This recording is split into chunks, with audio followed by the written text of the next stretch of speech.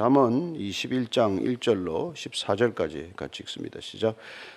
왕의 마음이 여호와의 손에 있음이 마치 번물과 같아서 그가 임의로 인도하시느니라. 사람의 행위가 자기 보기에는 모두 정직하여도 여호와는 마음을 감찰하시느니라. 공의와 정의를 행하는 것은 제사 드리는 것보다 여호와께서 기쁘게 여기시느니라. 눈이 높은 것과 마음이 교만한 것과 악인이 형통한 것은 다 죄니라.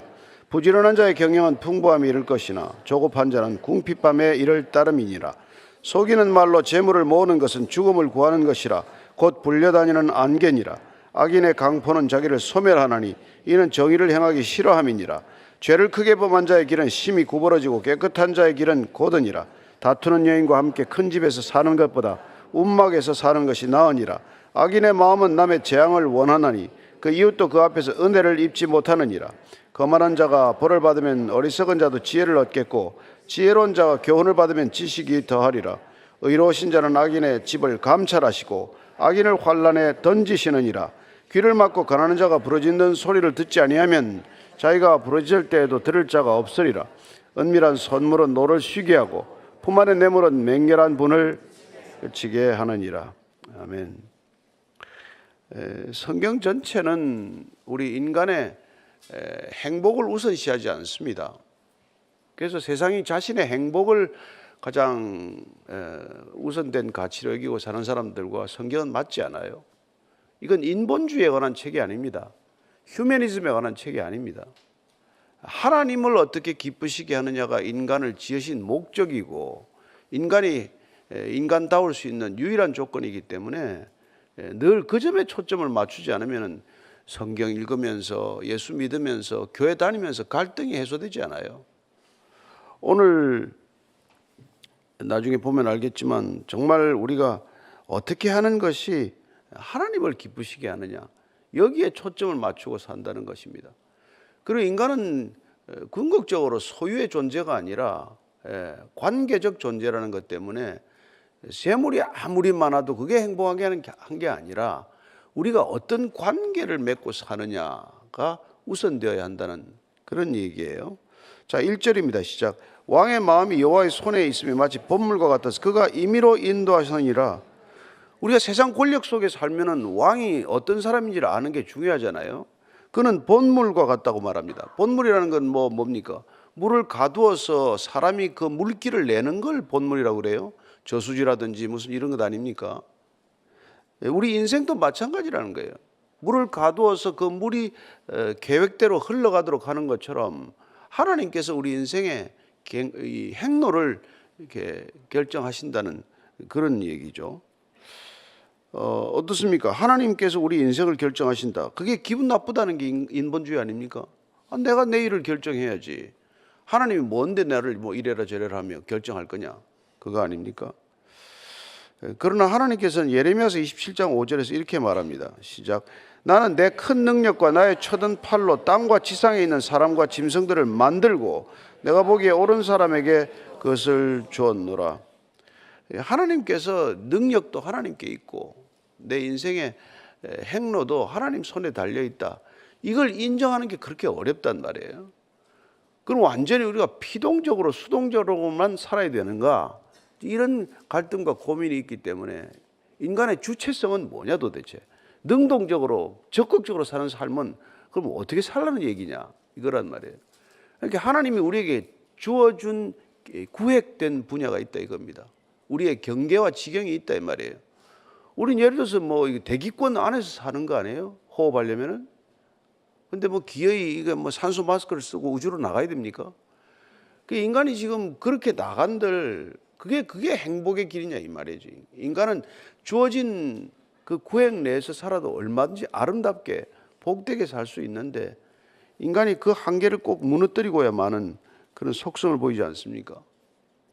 2절입니다. 시작.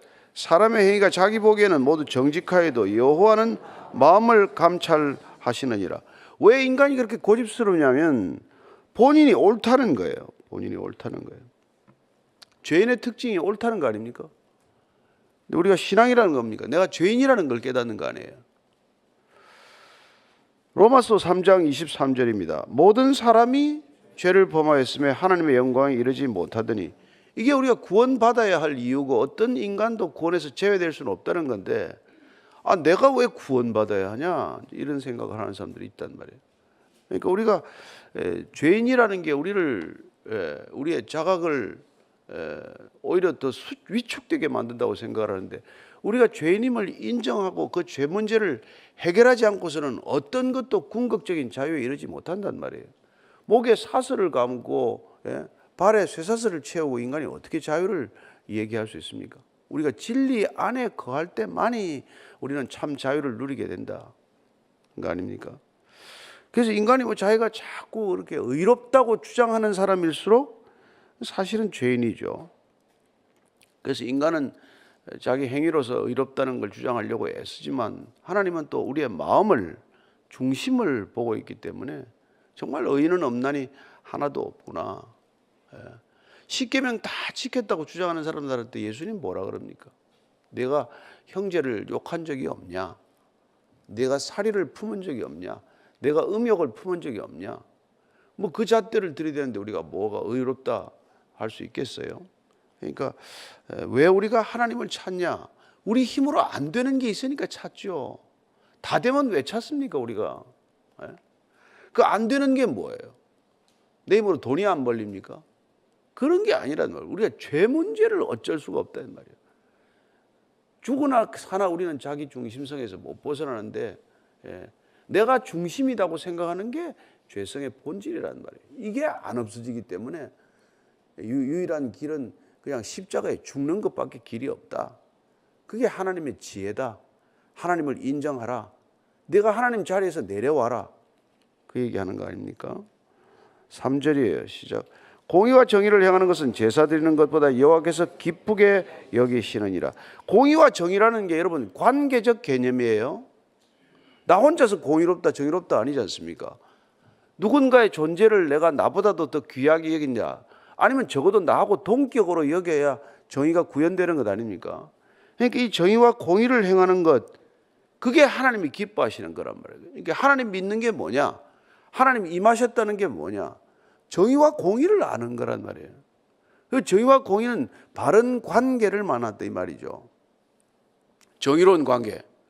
그럼 사람이 인권이 유린되지 않고 남녀가 평등하고 예를 들어서 어린아이 아동의 권리도 인정하고 이런 반듯한 삶의 관계를 우리는 정의롭다고 말하잖아요.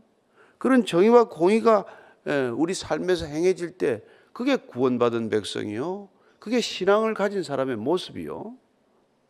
그게 하나님께서 기뻐하는 거라고 말씀하십니다. 하나님이 기뻐하는 게 우리가 제사 드리는 것만 기뻐합니까?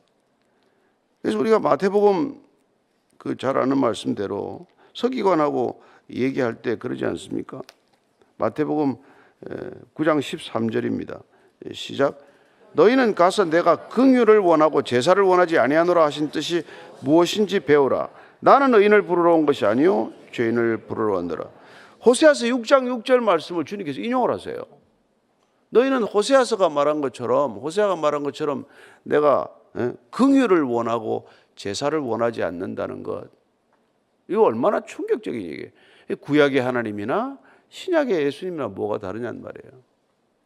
우리는 우리 예배가 너무 중요하잖아요. 그래서 예배 드릴 때 문을 잠그고 하는 교회가 있잖아요. 더 이상 들어오지 마라. 그런데 그 예배가 중요하지 않다는 게 아니라 그 예배도 하나님과의 바른 관계를 표현하는 방법이란 말이에요. 나는 하나님과의 관계가 회복되었습니다를 표현하는 게 예배인데 하나님과의 관계가 회복된 사람은 인간과의 수평적 관계도 회복되는 것이 증명될 때 그 예배가 의미가 있단 말이에요. 그러니까 우리가 소위 말해서 그렇게 밖에 나가서는 아무 예수님하고 상관없이 살다가 여기 들어와서 무슨 아무리 거룩한 찬양을 하네, 거룩한 성가대가 무슨 가운을 입고 노래를 부르네, 그게 무슨 소용이냐 이 말이에요. 그게 지금 예수님이 하는 얘기란 말이에요. 제사가 중요하지 않다는 게 아니라 내가 긍휼을 베풀고자 하는 하나님의 본질을 살아내지 않으면서 제사라는 형식만 살면 그게 무슨 소용이냐 이 말이에요. 그래서 우리가 그렇게 무별 예배를 드리고 시선 예배를 드리고 하는 이유가 뭐예요? 가서 제대로 좀 살아라. 살고 와서 우리 예배 드리자. 그 얘기를 그렇게 목이 털어지느라고 하는 거 아닙니까? 그게 우리가 뭐 예수님 말씀대로 한번 살아보자고 밖에 나가서 화해하고 와서 예배드리고, 밖에 나가서 우리가 선한 사마리아인이 되고 나서 와서 예배드리고, 삶으로 우리 예배가 증명되고 나서 형식적인 예배가 따르는 것, 그 순서가 바뀌어야 된다, 이 말을 하는 것이죠. 여러분, 우리가 15장, 이 잠은 지나갔지만 15장 8절 말씀도 이랬습니다. 시작. 악인의 제사는 여호와께서 미워하셔도 정직한 자의 기도는 그가 기뻐하시느니라. 악인들이 제사 지내는 거 이거 하나도 하나님이 기뻐하지 않는다. 이사야서에 가면은 야, 너희들 재물 가져오지 마라. 재물 태우는 거 냄새도 맡기 싫다. 더 이상 재물 가져오지 마라. 그거 뭐 도둑질한 거, 훔친 거 그거 가져오면 뭐하냐, 그러잖아요. 남의 거 착취해서 온 거 그게 무슨 재물이냐, 그러는 것이죠. 예.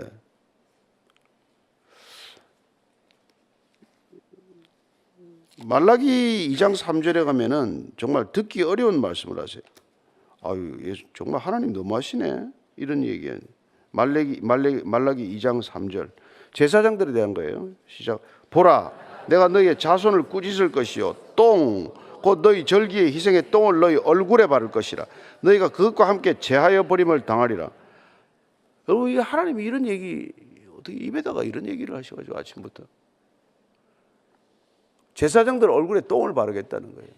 지금 안 발랐습니까? 제 얼굴에 혹시 없는 이런 시대란 말이에요.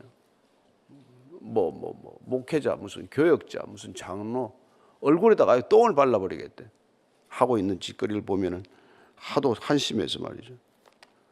사는 것하고는 아무 상관없이 맨날 거룩하게 뭐 가운 입혀가지고 예배만 그렇게 드리면 뭐하냐?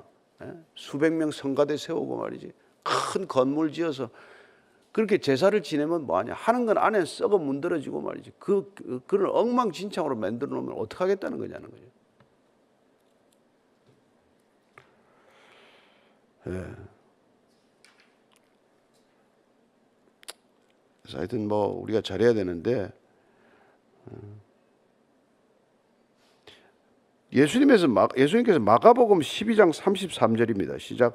또 마음을 다하고 지혜를 다하고 힘을 다하여 하나님을 사랑하는 것과 또 이웃을 자기 자신과 같이 사랑하는 것이 전체로 드리는 모든 번제물과 기타 제물보다 나으니이다. 이 서기관이 이제 예수님께서 성경에서 가장 중요한 게 뭡니까? 하나님 사랑과 이웃 사랑입니다. 그걸 가르쳐 줬더니 그래, 맞습니다.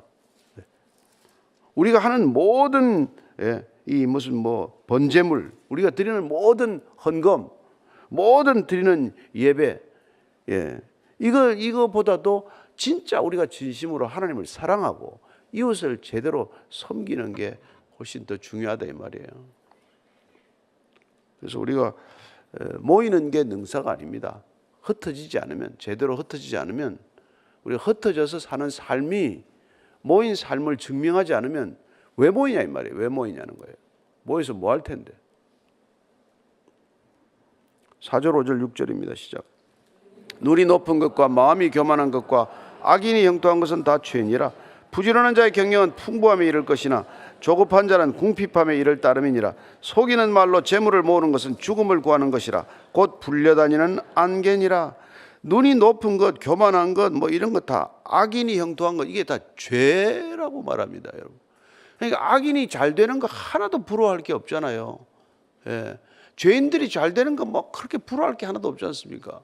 방향이 어긋난 걸 뭘 부러워해요?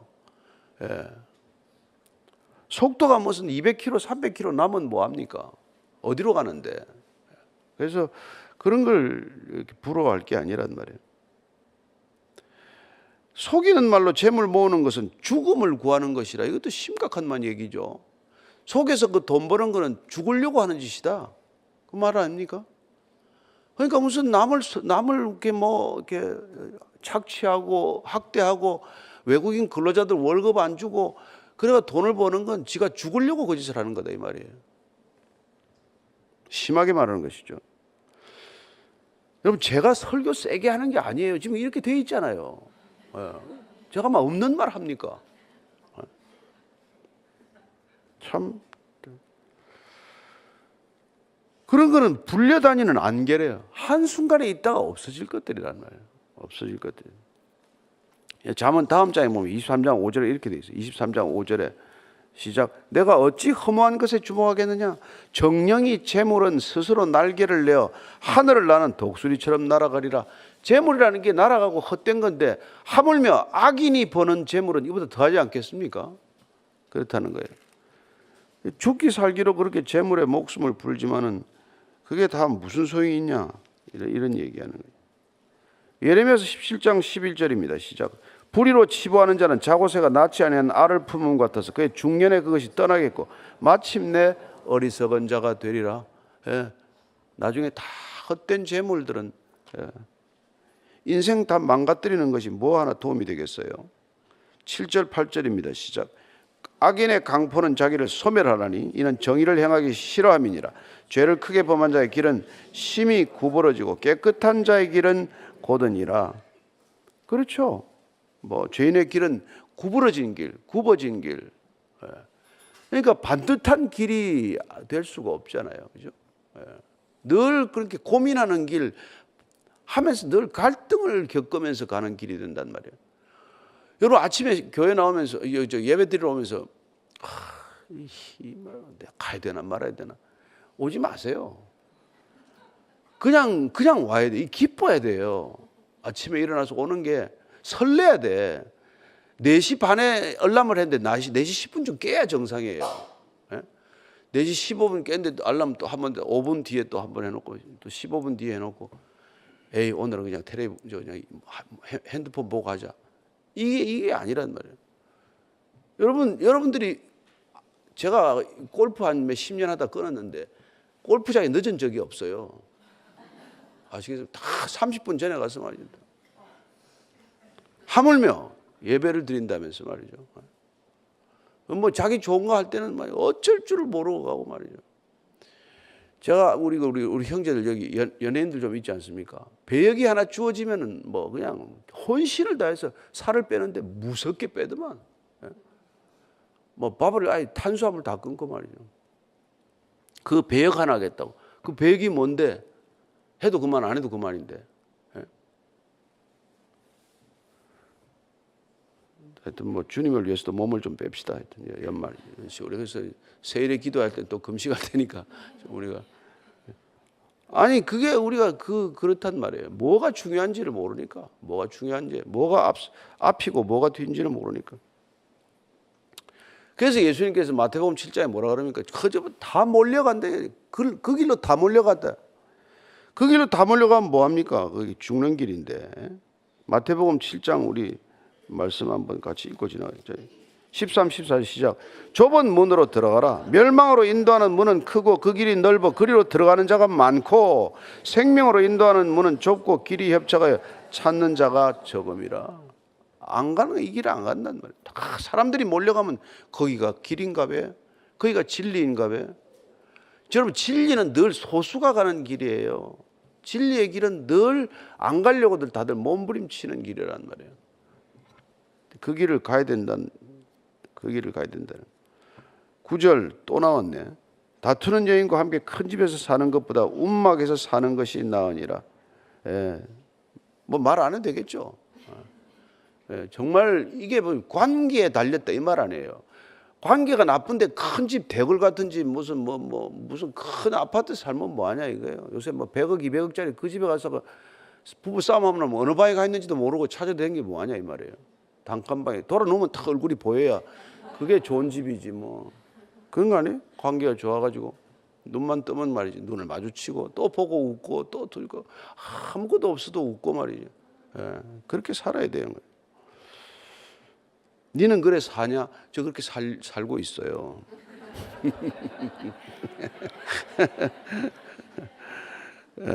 저는 뭐 그렇습니다. 10절 11절이에요. 시작. 악인의 마음은 남의 재앙을 원하나니 그 이웃도 그 앞에서 은혜를 입지 못하느니라. 거만한 자가 벌을 받으면 어리석은 자도 지혜를 얻겠고 지혜로운 자가 교훈을 받으면 지식이 더하리라. 이게 뭐 사촌이 논을 사도 배가 아프다 이 말이죠. 그렇지 않아요? 악인들은 그렇단 말이에요. 배 고픈 건 참는데 배 아픈 건 못 참겠다. 이게 악인들 아닙니까? 그런 사람 옆에 있으면 어떻게 은혜가 없다는 거예요. 은혜가 없다는 거예요. 그러니까 여러분 친구 가려 사귀어야죠. 은혜 있는 친구를 사귀어야 돼. 아무것도 없어도 가면은 얼굴이 늘 싱글벙글 웃고 있고 말이죠. 예? 자기는 없는데 남을 위해서 뭔가 돕고자고 그렇게 애를 쓰고 말이죠. 그럼 은혜가 있단 말이에요. 은혜가. 참 여러분들이 은혜가 늘 있기를 축원합니다. 예? 그다음에 거만한 자가 벌을 받으면 어리석은 자도 지혜를 얻겠고 지혜로운 자가 교훈을 받으면 지식이 더하리라. 왜 벌을 내려야 되냐? 이 세상은 벌이 없으면 안 되냐?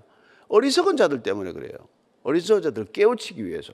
그래서 고린도전서 10장 11절 12절 보면 이렇게 되어 있습니다. 그들에게 일어난 이런 일은 본보기가 되고 또한 말세를 만난 우리를 깨우치기 위하여 기록되었느니라. 그런즉 손절로 생각하는 자는 넘어질까 조심하라. 여러분, 이 성경에 반면 교사가 얼마나 많아요. 그렇게 살면 안 된다. 그렇게 살면 하나님의 길이 아니다. 그런 사람들이 여러분 뭐 고라의 자손이든지 뭐 이렇게 뭐 발람이든지 뭐 이런 작자들 얘기를 왜 그렇게 많이 기록을 해놨어요. 그 길로 가면 안 된다. 그래서 그렇게 근데 그러면 어리석은 사람들이 깨달음을 얻고 그 길로 안 가야 된단 말이에요. 자, 12절 13절입니다. 시작. 의로우신 자는 악인의 집을 감찰하시고 악인을 환난에 던지시느니라. 귀를 막고 가난한 자가 부르짖는 소리를 듣지 아니하면 자기가 부르짖을 때에도 들을 자가 없느니라. 하나님께서 긍휼을 베푸는 자에게 긍휼을 베푸신다 그러지 않았습니까? 그러니까 그런데 자기가 그렇게 가난한 자들이 옆에서 그렇게 뭐 부르짖는데 귀를 막아버리면 자기가 부르짖을 때 누가 귀를 기울이겠냐 말이에요. 우리 사회가 점점 그렇게 각박해지잖아요. 그런데 그러면 안 된다는 것이죠. 그래서 사실은 참 보면은 뭐 이 누굽니까 나발 같은 친구 다윗이 좀 도와달라 그러는데 안 도와주다가 그냥 그 난리를 겪지 않습니까? 목숨을 잃어버려요. 옆에서 필요한 사람들이 그렇게 막 필요를 이렇게 호소할 때는 귀를 기울이고 내가 많은 걸 돕지 못하더라도 마음으로라도 돕고 위로하고 이게 필요하단 말이에요. 이게 공동체가 바른 관계로 살아가는 삶의 지혜란 말이죠. 그래서 다윗이 여러분 나중에 시글락 공동체가 다 털렸다가 가서 아말렉 족속들을 진멸하고 얼마나 많은 전리품을 얻었습니까? 자기가 가집니까? 그 부하들이 말이지 전쟁에 끝까지 따라간 사람하고 안 따라간 사람하고 또 싸움이 붙었어요. 왜 쟤들 뭐 저기 안 따라왔는데 다 꽃같이 나눠주냐? 꽃같이 가주잖아요. 꽃같이 전쟁에 온 사람이나 후방에 앉아서 그 사람도 기도했을 거 아니에요. 우리 아군들이 가서 잘 싸우고 돌아오라고 앉아 있는 사람 똑같이 가고. 그리고 또 놀라운 거는 그 선물 남은 걸 갖다가 유다 지파 장로들한테 다 선물했어요. 남은 전리품을 모조리 다 그러잖아요.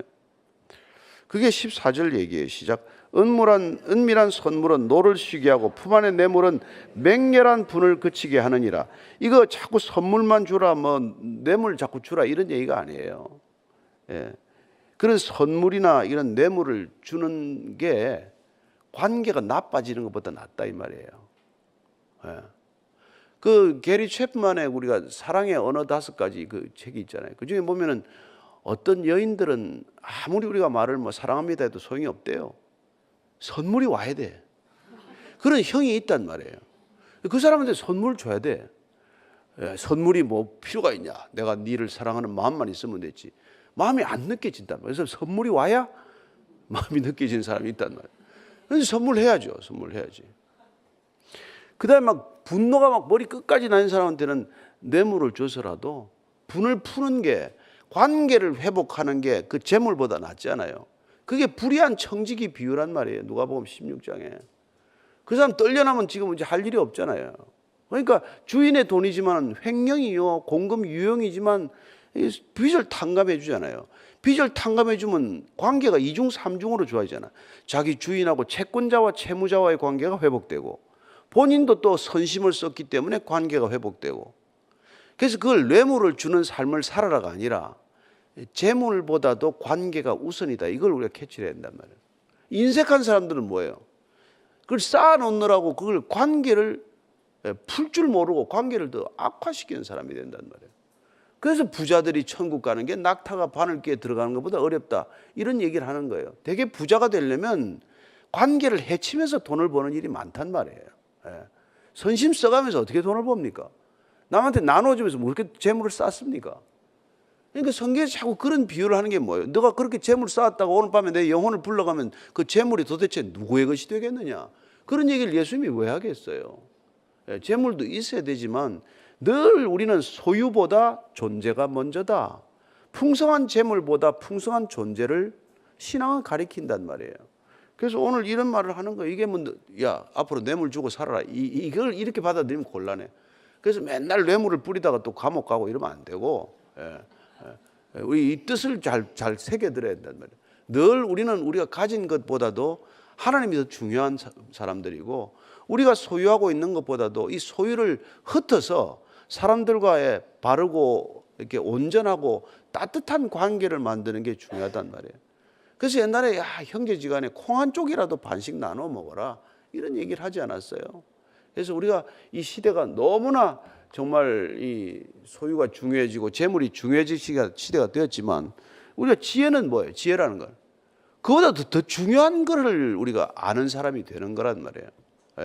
이 아침에 우리가 이렇게 모여서 이렇게 기도하고 이렇게 말씀을 나누는 까닭은 정말 본질적으로 중요한 것들에 충실하면, 우리가 형식적인 것, 가식적인 것 이런 것에 우리가 집중하지 않는단 말이에요. 우리가 예배도 이렇게 예배 드리지만, 참 내가 오늘 이 얘기하고 누가 연락이 왔어요.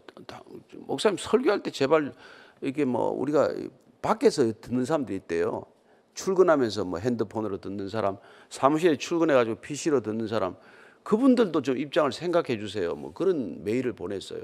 그래서 어떻게 생각해 달라는지는 잘 모르겠는데 하여튼 그분들을 위해서 오늘 아침에 기도를 좀 하려고 그래요, 여러분들하고. 그래서 우리가 같이 예배드리는 이 소중한 공동체가 여기 있건 어디에 있건 한 예배 공동체로서 그분들도 다 정말 여기까지 오고 싶지만 올 수 없는 사정과 형편을 가지고도 하나님을 사모하고 사랑하는 사람들을 위해서, 우린 여기까지 올 수 있는 여유가 있는 사람들이고 여기까지 못 오는 사람들을 위해서 오늘 기도를 하는 그런 아침이 되기를 바랍니다. 반듯한 관계가 여러분 우리가 드리는 제사보다 낫다. 거룩한 삶이 제사보다 낫다. 이게 오늘 우리가 주님께서 다시 한번 강조하시는 거니까 잘 기억하시고 오늘 거룩한 삶으로 예배 드리는 하루 되게 하여 주옵소서. 이렇게 기도하겠습니다. 하나님 아버지, 우리는 형식적인 예배에 너무 익숙합니다. 와서 정말 어떤 형식과 절차를 따라야 하는지 잘 아는 사람들이지만, 그러나 하나님, 이런 형식과 절차보다도 더 중요한 것은 하나님께서 형제와 이웃을 사랑하는 마음이라고 가르쳐 주셨사오니, 하나님, 사랑 없이 드리는 예배 되지 않게 하시고, 사랑 없이 남을 돕는 구제가 되지 않게 하시고, 사랑 없이 남을 가르치는 그런 전도가 되지 않게 하여 주옵소서. 하나님, 우리의 중심의 동기를 날마다 점검하게 하셔서 이 깨끗하고 성결한 동기가 우리의 행동이 되게 하시고, 우리의 주님 사랑하는 그 순결한 사랑이 예배의 형식으로 드러나게 하여 주옵소서. 주님께서 정말 좁은 길, 협착한 길 가라고 하셨사오니, 오늘도 주님 따라 걷는 길, 어렵고 힘들더라도, 사람들이 외면하고 가지 않는 길이라고 할지라도 주님을 따르는 그 좁은 길, 주님과 함께 동행하는 길이 가장 안전하고 아름답고 행복한 길임을 삶으로 증거하게 하여 주시옵소서. 주님, 오늘도 주님과 함께 동행하는 기쁨으로 가벼운 발걸음 되게 하시고 정말 아름다운 향기로운 삶이 되게 하여 주옵소서.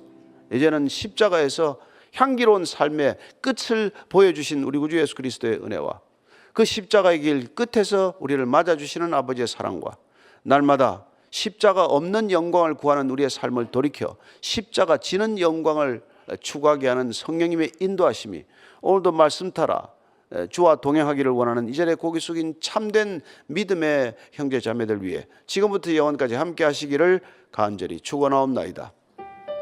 아멘.